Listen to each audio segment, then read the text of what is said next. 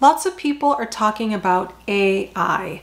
Technology is developing rapidly at the moment, and the thing that people are playing with and experimenting with is ChatGPT, which is a language processing tool. But what about image processing tools and AI? Things like MidJourney, for example. Is it possible to use something like MidJourney to create images and then use them in your art? That's what I set out to explore in today's video.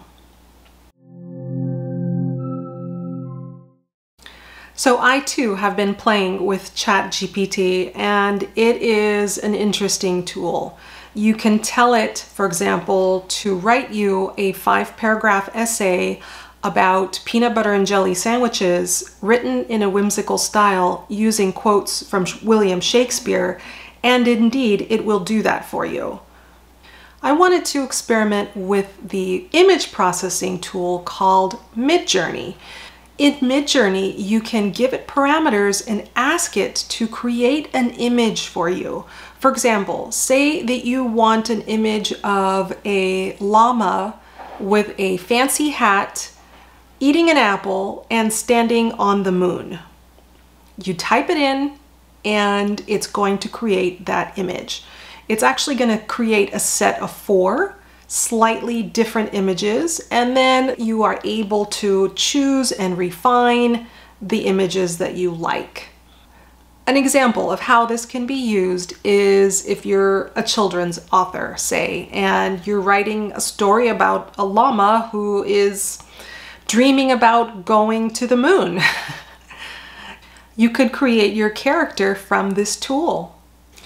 So I wanted to experiment seeing what I could create that I could use in my collage art.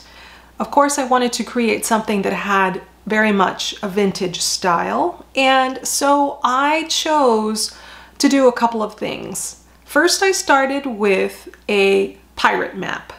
I wanted to create a vintage pirate map with scroll work along the header and any kind of decorative elements that would work in a pirate map. So I typed that into MidJourney and I got some very good results. I got to choose from ones with different color schemes and a little bit different styles. And overall, I would say that I was really satisfied with how it turned out. I had the intention that I'm not going to use the entire piece. If I do collage with it, I would probably tear off a portion. So I wasn't so concerned about the overall, full scale of what the pirate map looked like. I was looking more for corners of it that I could just tear out or use portions of. And in that respect, I definitely got the results that I was looking for. The next thing I tried was a reproduction of vintage currency. So again, I typed that into MidJourney. I asked for vintage currency with scroll work on the edge and borders, and I got some interesting results. The results were all created in a square format. It is possible to change parameters and add aspect ratios to what you would like. I also experimented with that, but I decided that I liked to stay in the square ratio and would use however it came out. Once again, I would be tearing out the page or the portion of, so it didn't really matter if it was creating a full piece of currency. In addition to the pirate map and the piece of currency, I also created images that I thought were kind of in a style that would be found on a trade card. So I created a bird, I created a maiden in the countryside, and lastly, I created a label, something that you would see on an advertisement card, for example. So with my images, I placed them in a file and then I created a printable. Now I printed this at FedEx, Kinko's, kind of, you know, high quality print. And I have to say that the quality really came out extraordinarily well. I would be very happy to use in my collage art, and I definitely want to experiment with using them. If you're interested in using these images for your own personal use, please feel free to download the images through the link that is in the description box below. Before I get to collaging with these pieces, I wanted to talk a minute about the ethics of using images like this in art. This is a fuzzy area. It's a gray area for all of us. We're in a new space with this, and I don't have a lot of answers. I do have some opinions and some ways that I'm leaning at the moment, and those I will share with you. So basically, I feel that it is fine to use these in your art if you are clear about where they came from. These are not original pieces, obviously. These are imitations of images done in a vintage style. So what about copyright? I don't know, honestly. How is this going to work going forward? If I create images like this, do they now belong to me? Can I put a copyright on this and nobody else can use them in any work that will be sold? I don't know, honestly. It's all very confusing and gray. And I'm sure people are going to be creating things with this AI technology and then selling those images. I'm absolutely sure of it. So how ethical is that? One thing to remember is that it takes time to create a series of images from AI that can be curated and sold in a bunch that is interesting to people to use in their art. So basically anybody could create it, but it takes time to create a collection and to create a collection that people would be interested in. So if I found something like that on Etsy and I knew they were created through AI, if it was cheap enough, I'd possibly buy it to use in my art for personal use. But if I saw something that was, you know, a piece of canvas art for sale and it was done by AI, of course, it would be ethical to let the buyer know that this was created through AI. Whether or not that would happen or that will happen in the future, I don't know. So those are all kind of tricky, sticky situations. We're all learning as we go along. And I can just speak from how I will use them in my work, possibly. But if I do use it, I will be very clear about where these images came from. Lastly, I am somebody who enjoys using vintage ephemera in my art. I love using vintage papers, vintage photographs and letters and postcards. Creations through artificial intelligence would not cut it for me. If I'm creating art looking specifically for those types of papers, then I will continue to do that. This kind of art I may use in my small journals like this, my little eclectic page glue books. But if I was creating either a large piece of art or art that I wanted specific vintage papers for, then I definitely would stick just with the vintage papers. Okay, so let me show you how I would collage with these papers. I have my sample vintage style images created with AI in May 2023. I want to cut these out kind of precisely, but these ones I'm going to tear because I want them a little bit more rough along the edges. So what I want to do first, I think, is I'm just going to start with this.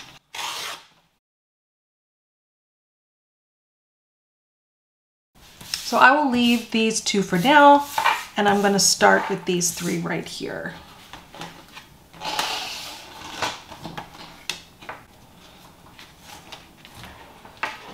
I like this. This looks good. Okay.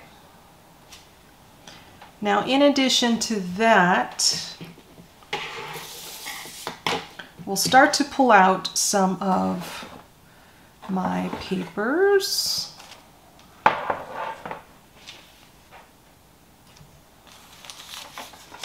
This is pretty busy and it's pretty intricate.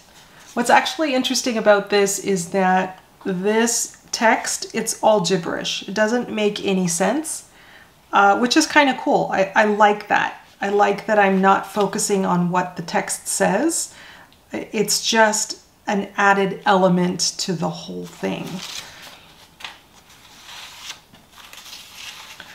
I don't need to add very much actually, because this is already has an interest on it.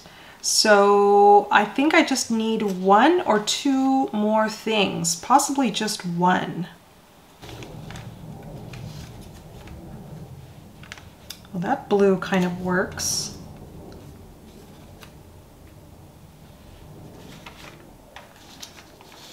These are very fancy stamps.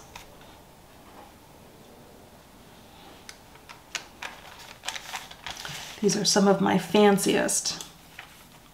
Maybe if I don't want to try and match the blues, I could do something like this. Also, while I'm here, I can be looking. I have this. This goes very nicely together, so I might hold on to that. For this bird, I like the yellow here. I don't think I have any yellow in here, but also a brown might work as well.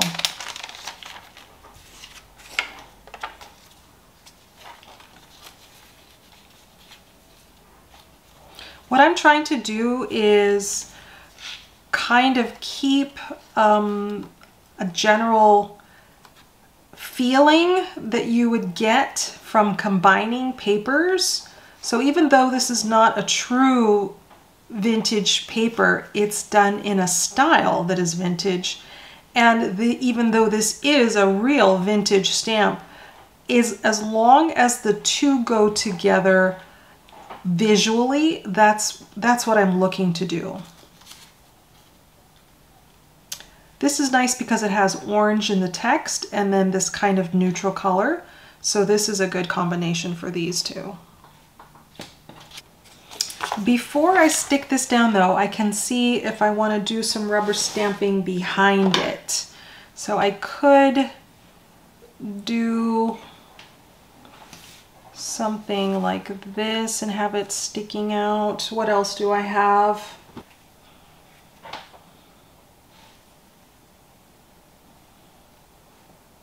Yeah, I think I like that. I'm just going to use this.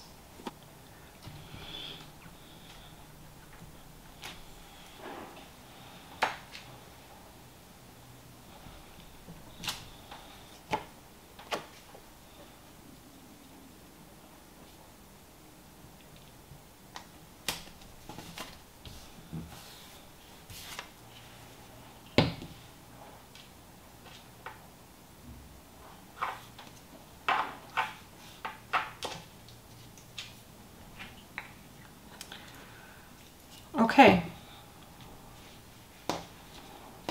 so that's that. Now, can you get away with using so few elements and call it a collage? Yes, you can, because what is already on the paper is an element. So that is one, for example. Two is the rubber stamping that was put on. 3 is this piece right here, and then 4 is this one also. So that's 4 things on this page, and therefore, yes, that's absolutely a collage, even though I'm only using 2 things that I actually glued on. Now, let me see what I can do that is a little bit more, adds a few more pieces than just 2 going forward. So, oh look, this is interesting because it's got blue, and this matches with our blue that is here. So it's a good idea, or I like the idea of using this right here. So what else would I add to it? Yeah, I would definitely add some text.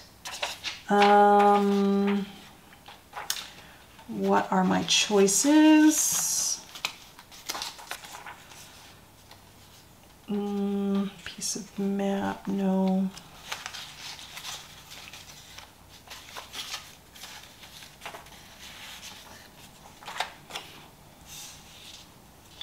Possibly this. I like the idea of being able to have additional pieces out that I can be looking at the same time for making collages.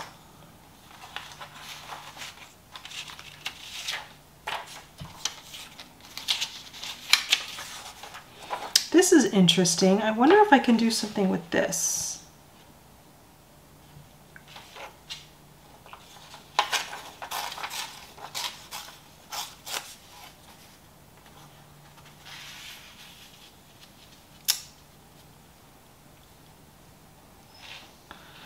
No, it's going to cover up too much, and I don't want to tear off any more from this, so this is not going to work.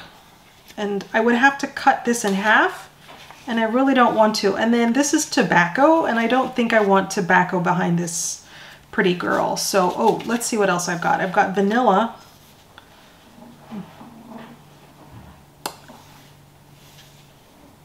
No, that's not going to work either. It's covering up too much.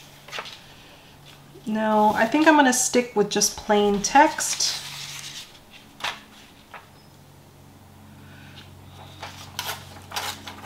You never know till you try. So what if I just do this? Something like that. If there's too much white space here and here, I can just split it and then pull it up higher to here and here. Nobody would ever know that that's not a full piece, right? I might actually even tear off some of this, like that.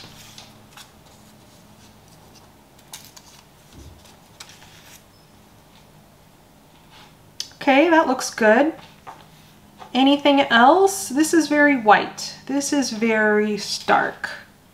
Let's see what else I could add there.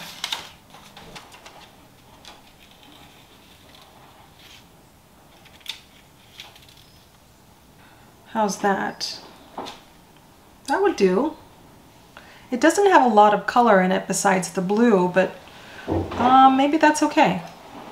There's still a lot of space up here, so what I will do is I will add some rubber stamping on top of that, but I think I like this for my base. So my options, or I could do something like this. I could do a postmark. This one would also work well.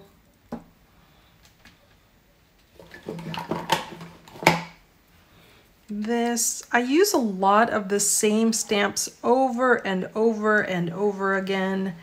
I just like those stamps, and it kind of makes it easier when I do that. What color would I use? Probably blue.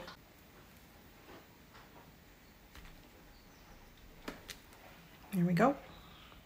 Okay, I think that's enough for this one. I've got my blues there. Now lastly,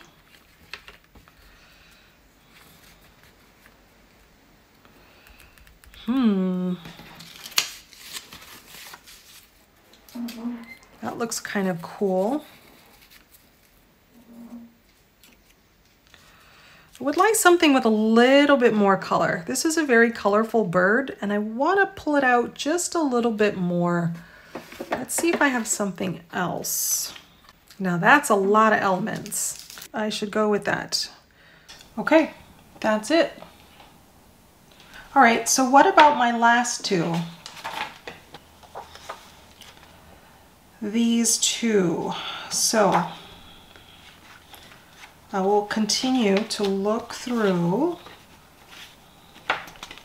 I kind of like this neutral background also for this one. That's a nice one. This one, look at that. We've got red and blue, and this is red and blue. So I think I want to do something right here with this. I could also do something over here. Would I want to actually do it on here? No, this would be too much to have it all on the same thing. So I do want to have it on the other side.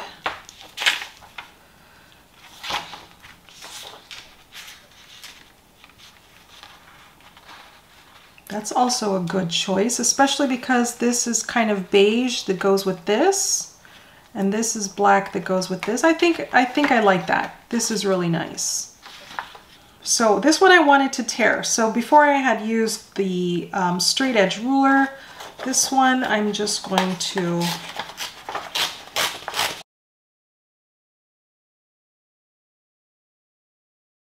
see, that looks so good like that. I like it already. Now again, I don't want to add too much more to this.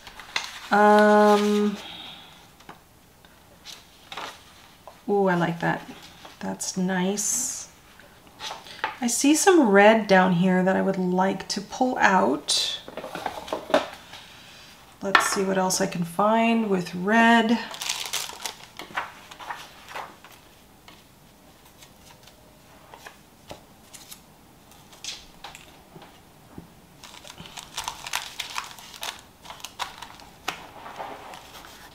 Would a castle work in here? Possibly, not sure yet. No, I think I could use this because it's kind of an exotic flower and this is an exotic land. So I think I'm going to use this one. Now this castle, I could use it, but I don't want these people in it.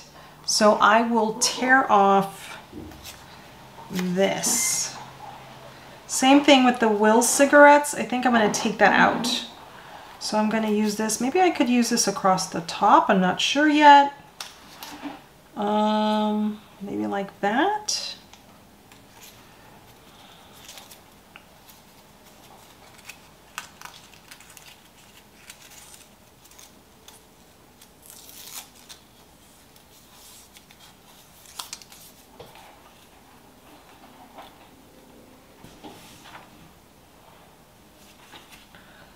Something like that. I think I could do that, right? I had wanted to put this in.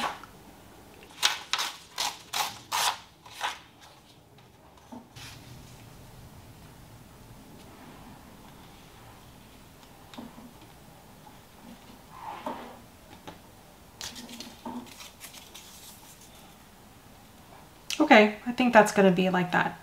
I will glue all of this down. Okay, that's that one. And last but not least is this one.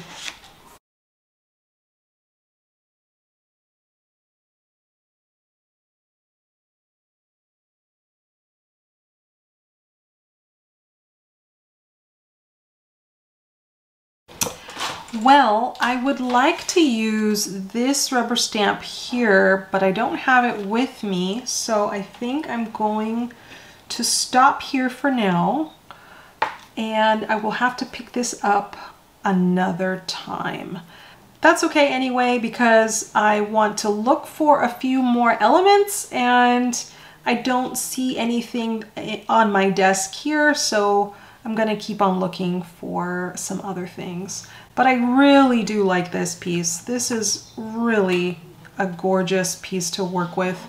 All right, so I hope this has been useful to you. I hope that you have found some interesting ways that you possibly could use MidJourney to create some of these images yourself. If you have any questions, please leave them in the comments. Don't forget to download the images if you're interested in using them yourself.